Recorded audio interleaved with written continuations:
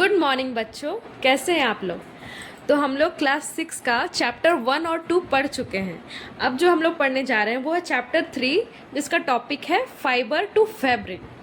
तो ये chapter start करने से पहले मैं आपसे कुछ क्वेश्चंस पूछूंगी। जैसे आप अभी जो कपड़ा पहने हैं वो बता सकते हैं कि कौन से फैब्रिक का है, या फिर आप हर एक मौसम में एक ही तरह का कपड़ा पहनते हैं। तो यही सब सवाल जो है उसका जवाब आज हम लोग इस चैप्टर में पढ़ेंगे। तो देखिए बच्चों, जैसे कि ठंडे का मौसम हो गया या फिर गर्मी का मौसम हो गया, तो हम लोग हर एक मौसम के हिसाब से कपड़े को पहनते हैं। ठंड के मौसम में हम लोग वुलन क्लॉथ्स पहनते हैं, गर्म कपड़ा, और गर्मी के मौसम में हम लोग क्या पहनते हैं, कॉटन कपड़ा। तो ये जो कपड़ा हम लोग पहन रहे हैं वो कहाँ से आ रहा है, कभी आपने सोचा है क्या ये कपड़े जो हम पहन रहे हैं वो कहाँ से आ रहा है? क्या ये प्लांट से आ रहा है या फिर कोई ट्री से या एनिमल से? तो चलिए हम लोग स्टार्ट करते हैं ये चैप्टर। तो देखिए यहाँ पे ये जो फाइबर है उससे क्या बनता है, रेशा, और रेशे से क्या बनता है, यार्न, जिसको धागा बोलते हैं, ठीक है। और धागे से क्या बनता है, फैब्रिक, जिसे हम कपड़ा बोलते हैं। तो देखिए फाइबर होता है वो एकदम पतला पतला, तो ये हो गया आपका यार्न। इसको आप यार्न कह सकते हैं क्योंकि ये एक पूरा बंडल है, और इसी यार्न से क्या बनता है, कपड़ा बनता है, ठीक है।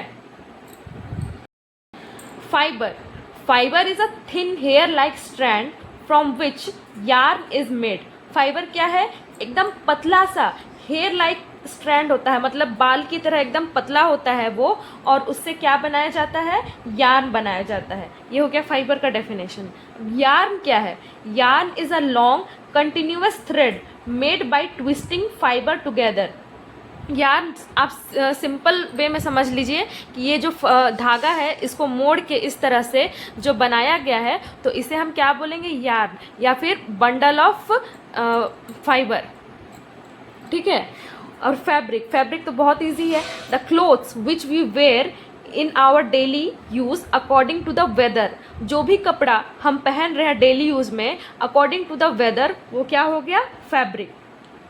अब देखिए यहाँ पे हम लोग पढ़ने जा रहे हैं टाइप्स ऑफ फाइबर्स के बारे में। तो देखिए हमारा पहला जो पॉइंट है वो है नेचुरल फाइबर, जो हमें प्रकृति से प्राप्त होता है।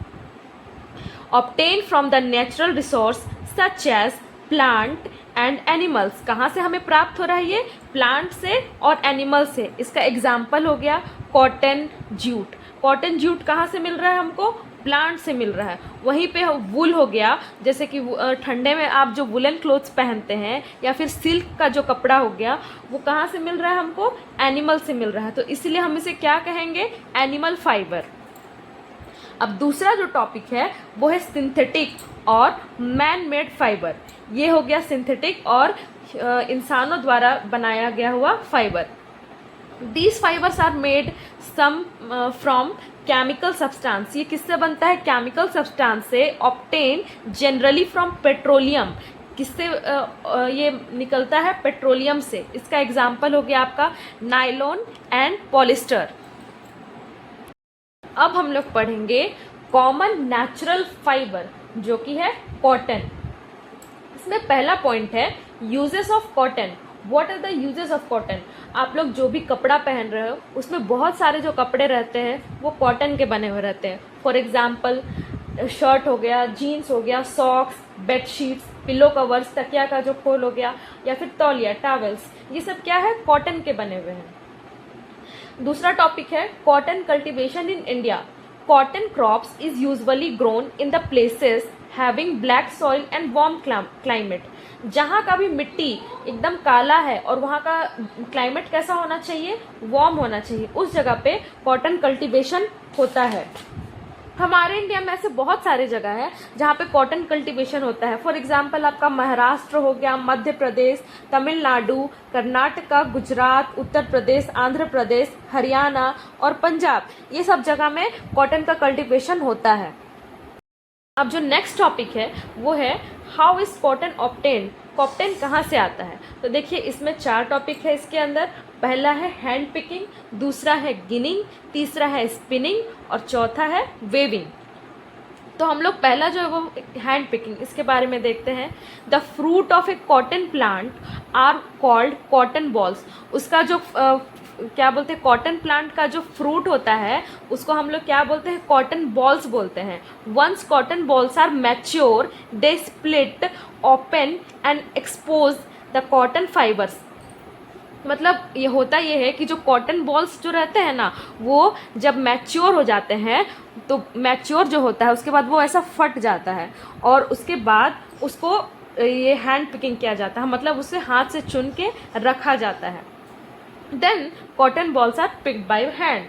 ठीक है, सेकेंड टॉपिक है वो गिनिंग। गिनिंग में क्या हो रहा है, the process of separating cotton fibre from the seed bye combing is called ginning. पहले के टाइम पे ये जो गिनिंग का प्रोसेस है वो भी हाथ से किया जाता था, लेकिन अब जो है वो मशीन यूज़ होता है जिसका नाम है गिन्स। मतलब इसमें होता क्या है, जो कॉटन है ना, कॉटन से उसका सीड को अलग किया जाता है। ठीक है, तीसरा है spinning. Once the cotton fibre are cleaned they are spun into yarn. The process of making yarn from a fibre is called spinning. जब कॉटन को पूरी तरफ से साफ कर लिया जाता है तो उसे स्पून किया जाता है, किसमें, यार्न्स में। यार्न इस तरह का होता है, ठीक है, इससे बड़ा बड़ा बंडल भी होता है। तो इसी प्रोसेस को क्या कहते हैं, making yarn from a fibre. Fibre से क्या बनाया जा रहा है, यार्न बनाया जा रहा है। इसी प्रोसेस को क्या बोला जा रहा है, यहाँ पे स्पिनिंग बोला जा रहा है। ठीक है, अब चौथा है वो हमारा है वेविंग। वेविंग में क्या हो रहा है, the yarn is then woven to make fabric. उसके बाद जो ये यार्न है वो क्या, इससे क्या बनता है, कपड़ा बनता है, फैब्रिक बनता है। तो ये पूरा प्रोसेस है हाउ इज कॉटन ऑब्टेन्ड। ठीक है, now we will study about the advantages of cotton clothes and its fabric. तो देखिए पहला पॉइंट है, cotton clothes are soft and let air in, that is why they are breathable. जैसे cotton cloth जो होता है वो एकदम सॉफ्ट होता है और उसमें जो एयर है वो अंदर से बाहर पास हो पाता है एंड दे आर ब्रीथेबल। इसीलिए इसको गर्मियों में पहना जाता है, क्योंकि ये स्वेट ऑब्जर्वर भी होता है, स्वेट को एब्जॉर्व करता है और हमारे बॉडी को कूल रखता है। सेकेंड पॉइंट है, कॉटन फाइबर एब्जॉर्ब स्वेट। ये मैंने आपको बता ही दिया कि ये क्या करता है, स्वेट को एब्जॉर्ब करता है और गर्मी के दिन में हमें ये कूल रखता है, हमारे बॉडी को कूल रखता है। It traps air between the fibres providing thermal insulation and therefore warm in winter.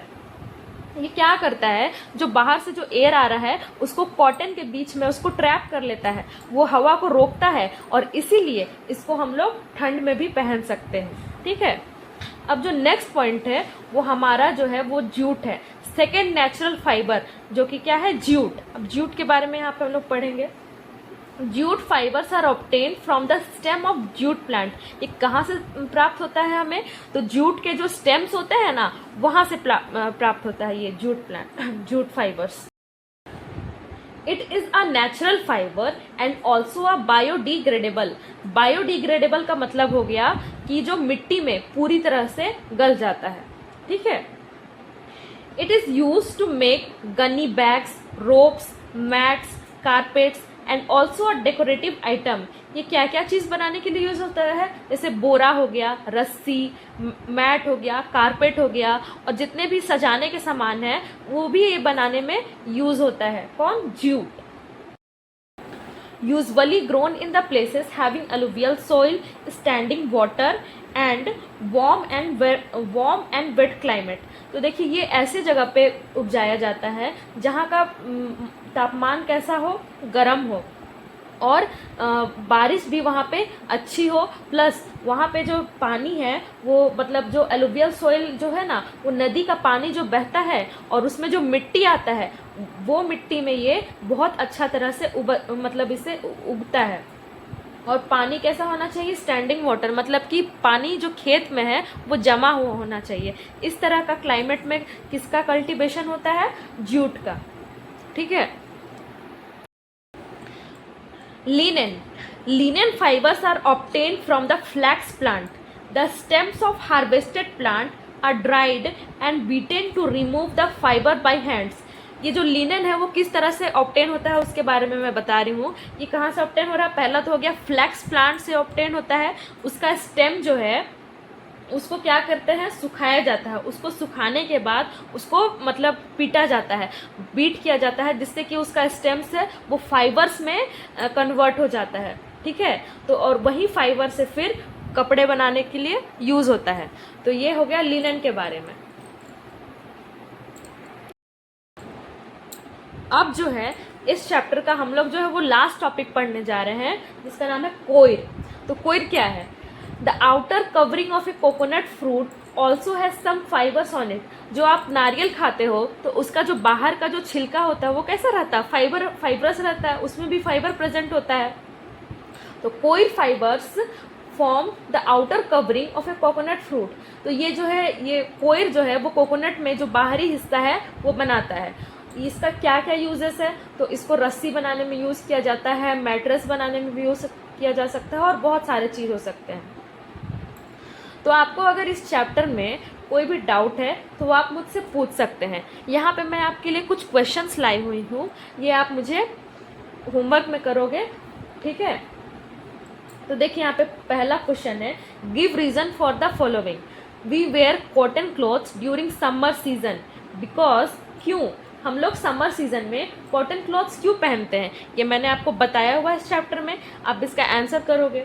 दूसरा है, jute is use as a packing material. इसको एज अ पैकिंग मटेरियल क्यों यूज़ करते हैं, इसको इसका क्या कारण है?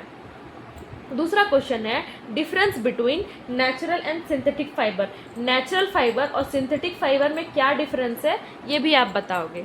ठीक है, अगर आपको मेरा वीडियो यूज़फुल लगा हो तो प्लीज़ मेरे चैनल को लाइक एंड सब्सक्राइब कर दीजिए। Thank you for watching.